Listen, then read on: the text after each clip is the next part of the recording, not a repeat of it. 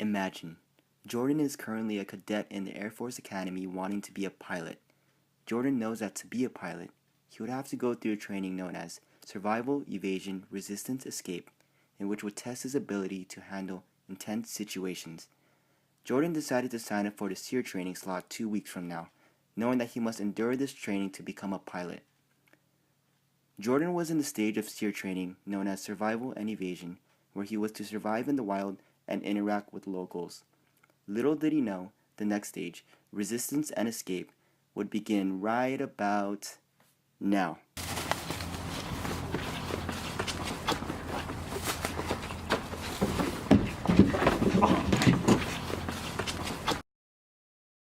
Jordan is taken to an unknown bunker in which he is being held hostage. He is confused and oblivious to what is happening to him. Who knows what will happen to Jordan?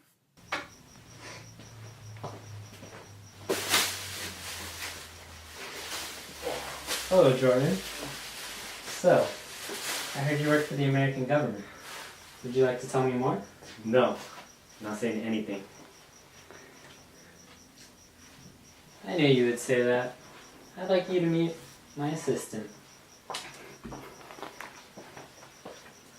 Have you ever heard of the term waterboarding?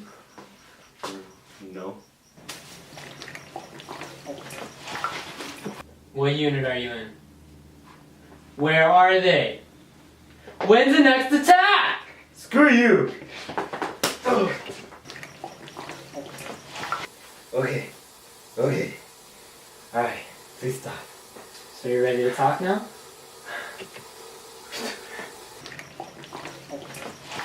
After intense interrogation for a couple of days, Jordan barely survives the SEER training and is interviewed and asked about his experience. So how was the SEER training? It was terrible. They waterboarded me for hours and hours. I was sexually assaulted. They simulated rape.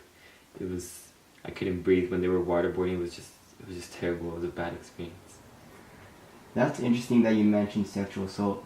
It was recently added to the training when you signed up. Any thoughts? Do you agree with the addition of the sexual assault? No, of course not. It was terrible what they made me go through. I was humiliated. They made me dress up. With the dress.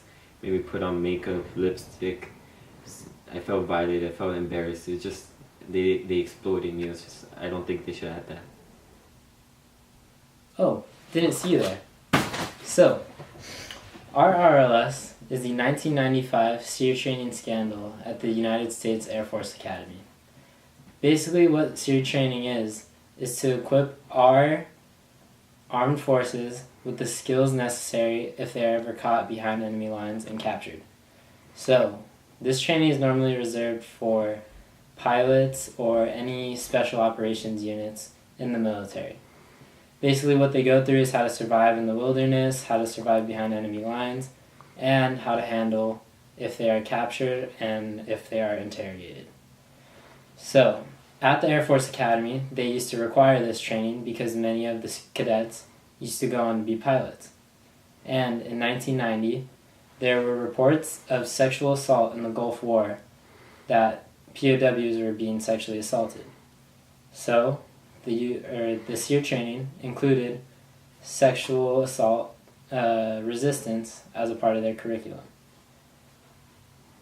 In 1995, there was a scandal about the sexual assault, and some cadets thought it was taken too far.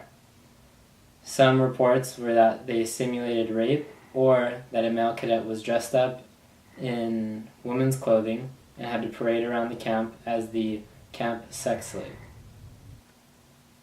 When we were searching for an RLS, we wanted to find something that was relevant to us and also very controversial. So, me personally, I want to be in the Army and I want to be a pilot, which means that if I follow through with that goal in life, I would have to go through this SEER training.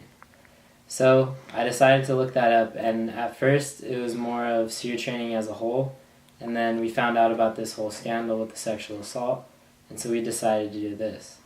So, it obviously has a lot of relevance to me, but also relevance to the class and my group. Will probably have some family members that have either gone through this or will go through this, or some of our classmates may end up going through this in the future. So the first knowledge claim that we came up with was emotions can affect what people see as ethically right or wrong. So in other words, emotions tend to take precedence over ethics.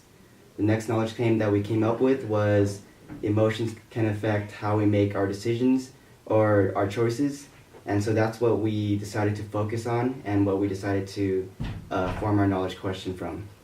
Alright, so from the knowledge claims that we came up with and from the real life situation, we came up with a knowledge question. To what extent does fear affect decision making? And from that, I decided to break down the knowledge question by defining fear and decision making. And I said that fear is an emotion of belief of something or someone dangerous, causing your emotion to kick in, which is fear, causing like nervous, I guess. And decision making, that it's what you intuitively or psychologically believe what is right or what is wrong. From that, we came up with our area of knowledge and ways of knowing, and our areas of knowledge is ethics and human sciences, and our ways of knowing is emotions and reasoning. So we said ethics because we related it to our knowledge question about how decision making, and we said that ethics plays a key role in like your moral like rights from what is right and what is wrong. And we said human sciences because psychologically it helps, because human sciences by definition is by your psychological effect from what is right and what is wrong. And from our ways of knowing, we said reasoning and how knowledgeable facts or concrete like evidence affects your decision making. We said emotion, how your emotions outweigh all those into your decision making. And so we connected that with with our knowledge question, to what extent does fear affect decision making? And we related it to the knowledge question that we had, and we said how emotion affects decision making rather than reasoning. And in the real life situation, so the higher ups feared that if the soldiers were in an interrogation situation, that they would give up valuable information if the interrogation worked. So that's why their emotions kicked in, and they focused on the emotions of implementing the sexual assault to the training to the SERE training, rather than reasoning and looking into the soldiers' ethics of what is morally right or morally right or wrong. And that's when the soldiers had a conflict between the higher ups and the SRE training in general, because they believed that implementing the sexual assault was too realistic for simulation, and that no person should ever go through a sexual assault and or simulation, and that it deprives from their moral principles, and that the higher ranks didn't care of the soldiers' ethics, rather than the higher ranks focused on what they believe what's best for the entire military. And that's part of their reasoning of their decision making, which is based off their emotion. So personal knowledge relates to our presentation because fear in this instance is very personal, and it is personal knowledge. So when making our decisions, personal knowledge is the different emotions and feelings that we have that we can't necessarily describe to people, or that other people can't necessarily relate with all the time. For me, my emotions about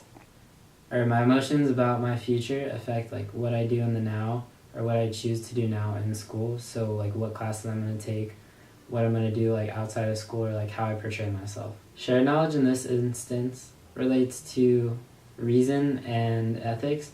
So in reason, we take in all the information that we have, so all the shared knowledge that we have, including some personal knowledge, and we use all that information to come to our decisions. And also with ethics is something that we come up with as a community, and the different shared knowledge that we get, the different opinions from different people that we get, affects what we see as ethically right or wrong and how we determine certain rules in ethics. The Milgram Experiment. The Milgram Experiment was a study conducted by Stanley Milgram at Yale University beginning in 1961, a year after the trial of Adolf Eichmann in Jerusalem. Stanley Milgram wanted to examine the justifications for the acts of genocide offered by those accused at the World War II Nuremberg War criminal trials. Their defense often was based on obedience, that they were just following orders from their superiors. He also wanted to conduct this experiment to focus on the conflict between obedience to authority and personal conscience.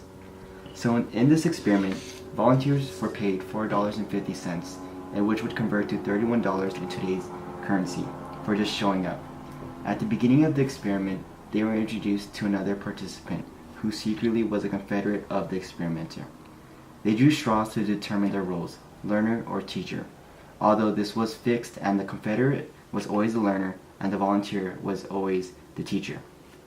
They were also introduced to another person known as the experimenter, which was played by an actor that worked for Milgram. So, in this experiment, there were 2 rooms in the Yale laboratory in which were used. One for the learner with an electric chair, and another for the teacher and experimenter with an electric shock generator. The learner was strapped to a chair with electrodes. After he has learned a list of word pairs given to him to learn, the teacher tests him by naming a word and asking the learner to recall its partner or pair from a list of 4 possible choices. The teacher is told to administer an electric shock every time the learner makes a mistake, increasing the level of shock each time. There were 30 switches on the shock generator, marked from 15 volts, which was a slight shock, to 450 volts, which was very dangerous. The learner gave mainly wrong answers on purpose, and for each of these the teacher gave him an electric shock. When the teacher refused to administer a shock, the experimenter was to give a series of orders or prods to ensure they continued. There were 4 prods, and if one was not obeyed, then the experimenter read out the next prod, and so on. There were 4 prods, and the first one read, "Please continue." The second one read, "The experiment requires you to continue." The third one read, "It is absolutely essential that you continue." And the fourth one read, "You have no other choice but to continue." So looking at the Milgram experiment, we can connect this real-life situation to our knowledge question: to what extent does fear affect decision making? By looking at the emotions that are produced in the volunteer's mind when participating in this experiment.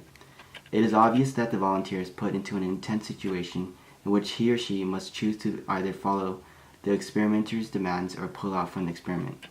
This intense situation then creates lots of conflicting emotions, and whether the volunteer should even consider ethics when participating in this experiment. In other words, during this experiment, for the most part, the volunteers will fear for the well-being of the learner, but at the same time fear the authority figure and what would happen to them if they did not fully comply with the authority figure. This creates a conflict among the opposing fears, and whether the volunteer should allow his or her fear of the well-being of the learner to affect his or her decision making, or should allow his or her fear of not listening to the authority figure affect his or her decision making. Looking at these conflicting emotions as a way of knowing, we can also consider some areas of knowledge that can help sway the volunteer's decision making. For example, we can look at the role that ethics plays and how that can influence the volunteer's decision making. For those who consider ethics as the main driving force to their decision making, they would then allow the fear of the well-being of the learner to affect their decision making. However, if the volunteer did not consider ethics as the main driving force to their decision making, they would then contemplate on their conflicting fears and most likely consider continuing to comply with the authority figure, even though the learner is being physically hurt.